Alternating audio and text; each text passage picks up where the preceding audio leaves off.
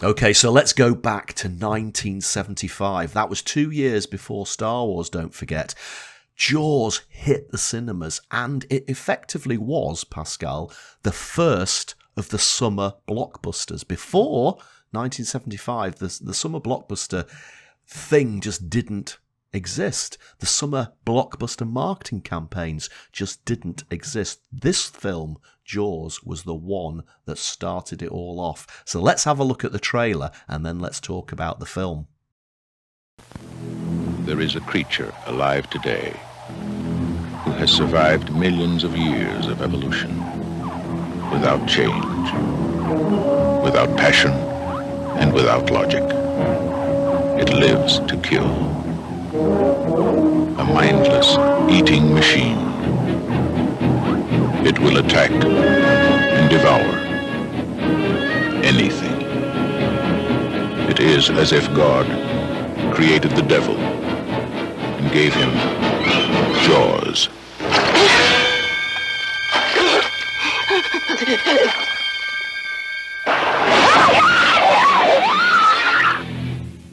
From the best-selling novel, Jaws.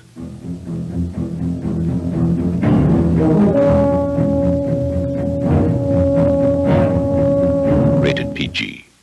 Maybe too intense for younger children.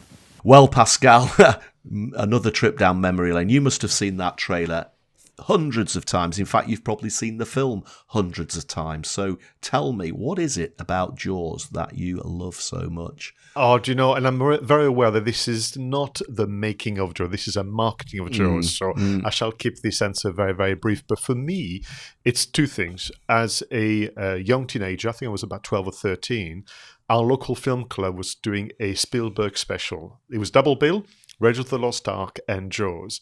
And for the princely sum of £5, you could watch both movies. And I went in the afternoon, and I was so blown away. I think for me it was transformational, Roger, and probably what made me want to become a filmmaker. I ran home, begged and pleaded my mother to give me more money, and promised I would do more washing up, I think, in the week leading up to, and went back in the evening to watch it again. And Jaws both terrified me, but also even as a young man, I understood then this is a story incredibly well told and an example for others to follow, which has been the case, of course. Yeah, I mean, again, I was 10, I think, when it came out, and my Uncle John took me to the cinema to see it because my father was away at the time, I seem to think, and my mother was too scared to go to the cinema, so my Uncle John had to take me to the cinema to see it. And I remember him buying me a Jaws mug, which I still have in the cupboard somewhere. You have? Look. Wow. I'm pretty sure it's probably very faded and very sort of delicate now, but yeah. And I mean, again, this isn't, as you say, this is not the making of Jaws, and this is not a massive review of Jaws, but there are just some of those things that the storytelling, as you said, fantastic. That scene where Quint's telling the story of him on that ship that went down with the sharks circling around is just mesmerizing, isn't it? You get sucked in so much more than any storytelling scene in any film of all time. That always stands out to me as just masterful. The tension of the music, the fact that they don't reveal the shark until so far into the film, keeping it hidden, just amplifies the fear factor, and of course lots and lots of quite scary standout moments. And there's one bit of, I don't know whether this is just an urban legend now, Pascal, but I want to ask you about it.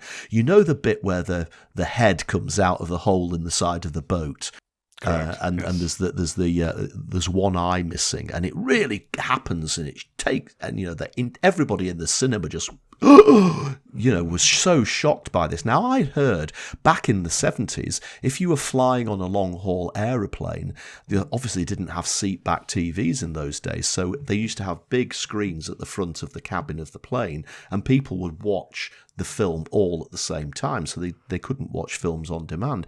Now, I'd heard that the pilots had to be aware that that part of the film, when the head came out the side of the boat, was coming up, because literally 300 people on a 747 would jump at the same moment, and it would actually make the plane bounce, and the pilots had to be aware of that was coming so they could compensate. Now, I think that's probably an urban legend, but I have heard it from quite a lot of people. No, indeed, it happened where the pilot had heard the gasps and the screaming from people, because once again, I'd imagine that a younger audience watching Jaws today may just not get the same impact. And I've seen moments where people just laugh at the shark saying it looks fake. I said, well, what did you expect? But I think when Steven Spielberg was asked about the shark, Bruce, as we know, and the thing that it was awfully mechanical and it was fake and this and the other, he said, well, I will tell you that by the time you see the shark, the audience is with me. And the audience is going to just play along and continue to essentially support those three heroes on that boat, the Orca. Three unlikely individuals, very different. The conflict between Hooper and Quint is just exquisite to watch. So, interestingly, when I'm asked about, do I have any favorite moments in Jaws, they aren't just too many, because you can watch it for the photography, you can watch it for the camera movement, which we mentioned, you can watch it for the storytelling, the acting, the writing. It's absolutely exquisite. And let's remind ourselves that this is a movie that was nominated for 4 Oscars and won 3. Best music, best sound, best editing, which I think is, for me, to one for best editing back in the days. They only lost to the One Flew Over a Cuckoo's Nest for the best film that year. But I will say, if I take you back to when I was that child watching Jaws for the first time, the very first victim, the whole scene filmed, with during the sunset, is just frightening as hell. And then, the whole scene when, after a day of chasing the shark, they just sat there, eating, drinking, singing that song, "Show Me the Way to Go Home," comparing scars, and then we have the monologue from Robert Shaw, and then as an audience, we are also relaxing. Bang! The shark is back, literally attacking the boat, and so it continues. For me, what a film, what a contribution to the world of cinema, and what a way to launch your career when you are called Steven Spielberg. Bearing in mind that this movie was nearly cancelled by the studios, took 3 times as long, and was 3 times more expensive. And when it was all said and done, and they were busy just finishing the edit, Steven Spielberg will confess to being in the hotel room thinking, "That's me done as a filmmaker. I might as well be looking for a day job." Absolutely. And I have to say, Pascal, it's credit to Steven Spielberg and his belief that the tension, the music, the characters sucks you in enough so that you can put up with the shark, that he's never, ever done a George Lucas and gone back and created a CGI version of the shark. Because they could do, couldn't they? They could try and come up with a shark that looks more like a shark. But it's the fact that they haven't done that proves how successful the film was in actually not relying upon the shark. Oh, you're absolutely right. So looking at the marketing now, interestingly, as a huge fan, I know you are and people around the world are, but I've got pretty much every books, every documentary, I've listened to every podcast going. So in the making of, you and I could speak about it for 2-3 hours, but in the marketing of, I've learned some new things, which is a real pleasure. So to begin with, what we've done, viewers and listeners, we split the marketing campaign of all marketing campaigns for 1975 into the elements of the key art or iconic poster, the book. We're going to talk about the touring and media coverage, the TV campaign, and final kind of post-launch activities that also carry the movie forward. Before we begin, can we just once again mention the music? Yeah. I mean, that movie has an identity from a sound point of view, which is quite something, isn't it? I mean, again, that music is just iconic. Everybody, even people, I mean, I can't believe there's that many people who've not seen Jaws, but even people who haven't seen Jaws would recognise the music.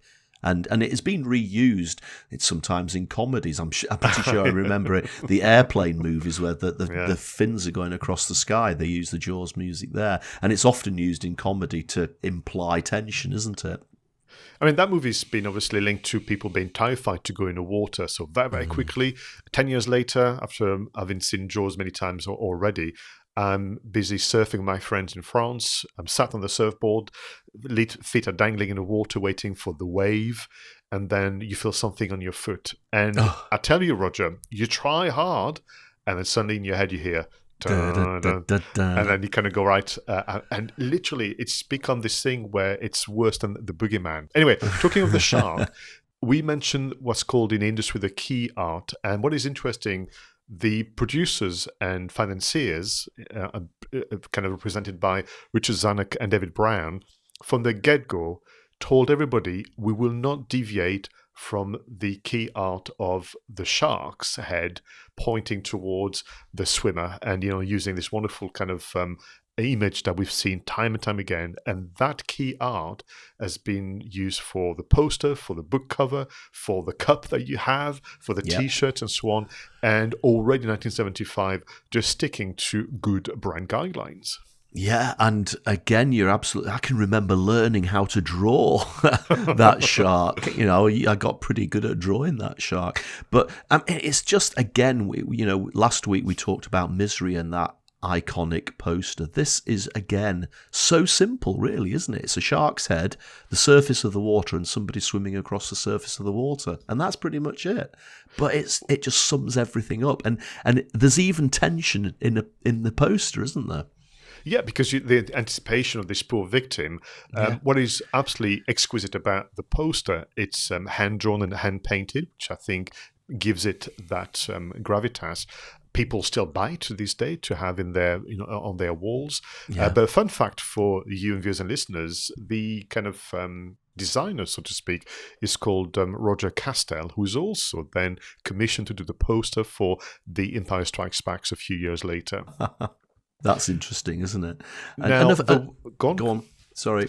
One thing I was going to say then is moving on to the second element of the marketing campaign, if that's what you had in mind. Yeah. I did not appreciate at all to what degree the book was essential, if not critical, to the success of this promotional campaign.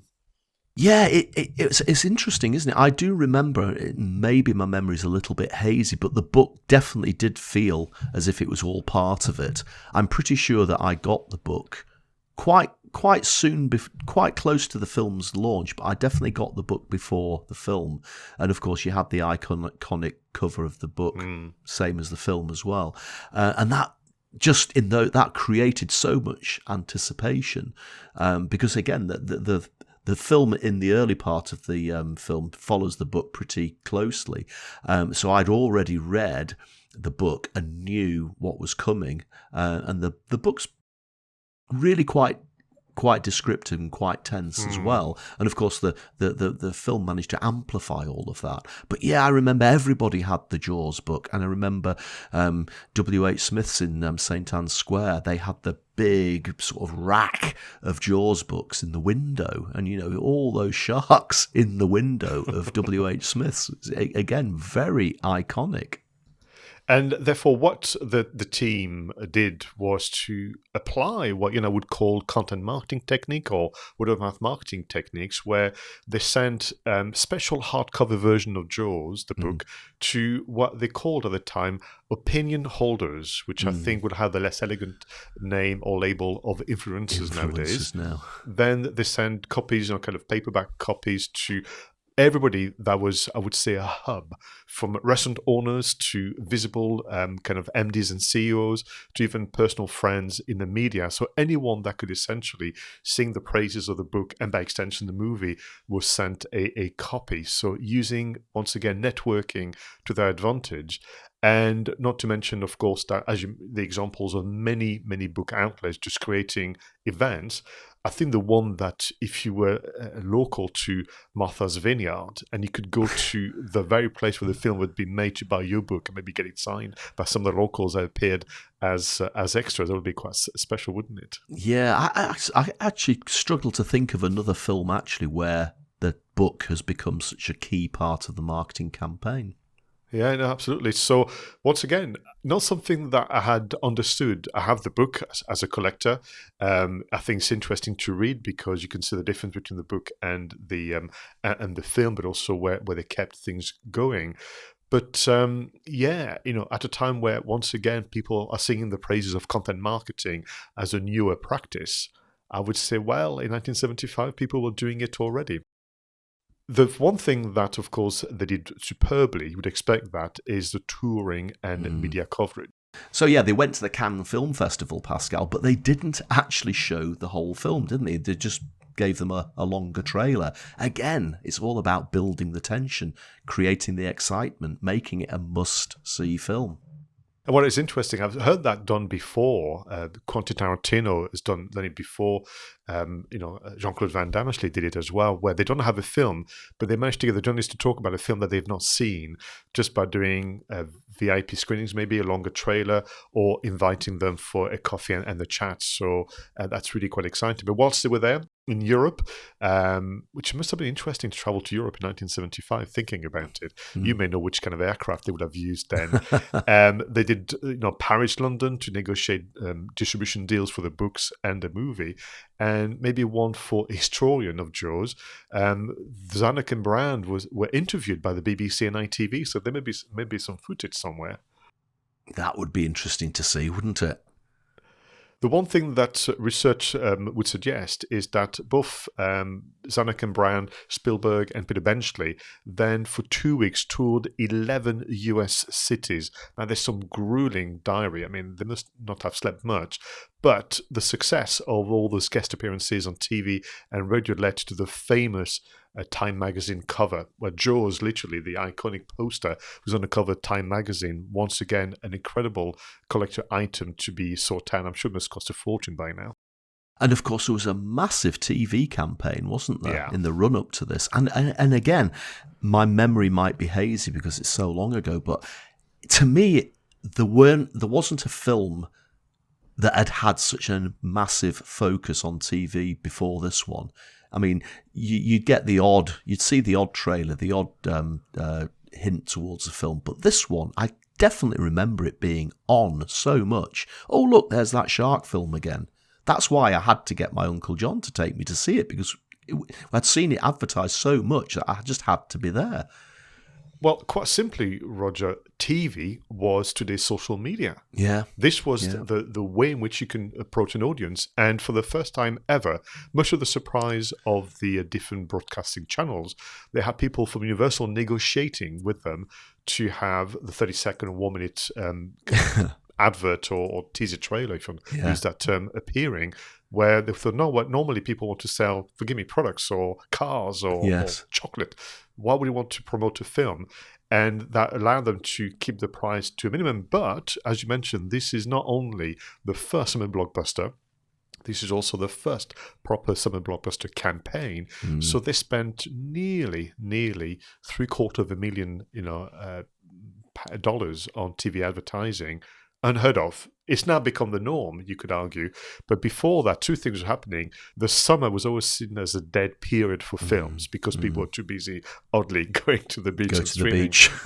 And therefore, a studio would just show their lesser properties during the summer because they knew it wouldn't work, and waiting for the Christmas really market and more. And then secondly, typically, a movie was advertised with a press release in a local newspaper. That was it. Yeah. So the TV campaign and the book were true additions that transformed the way in which studios thought about marketing a film. And after the film was released, Universal kept on, didn't they? There was a load of marketing tie-ins, action figures, clothing. You were seeing ice cream being sold in shops in flavors like Sharklet and Finilla, Jaws themes, discos in the Hamptons, and of course there was a massive increase in the number of shark sightings across the world as well, which actually had the effect of keeping people out of the water in the summer, which is again incredible to know the effect that this film had on popular culture. Yeah, one final thing that we know from our research is again 75. So it was released in the summer of 75 in the US. It was the following year in the UK and France. So somehow we didn't have the same summer buzz. It was more of a winter thing, but the advertising and the PR machine had done its job. But the one thing that I thought was, once again, this idea of being good at business and sales. The studios delayed the release of Jaws on VHS cassettes or Betamax potentially because they thought, know what we can do here? We can keep releasing this movie at the theaters.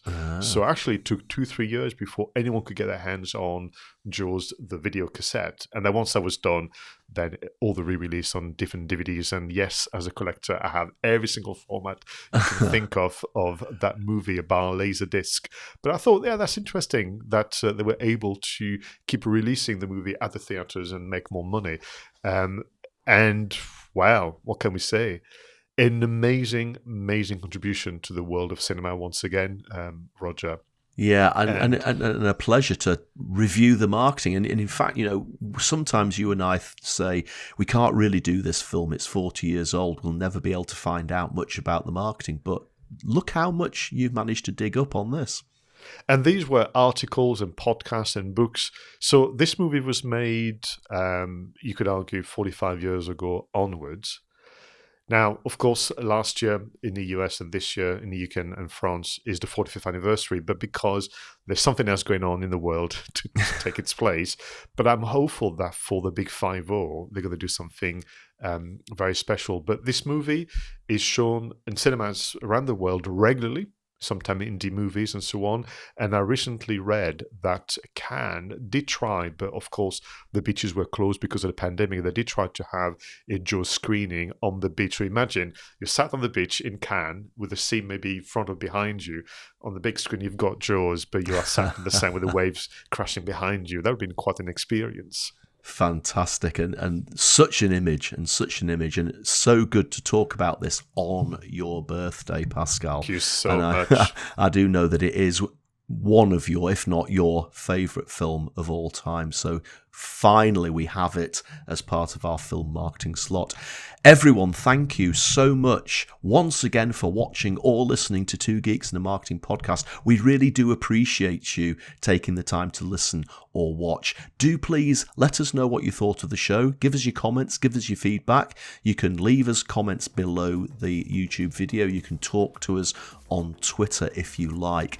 So until the next episode of Two Geeks and a Marketing Podcast, please go out there and make sure that your marketing is done right.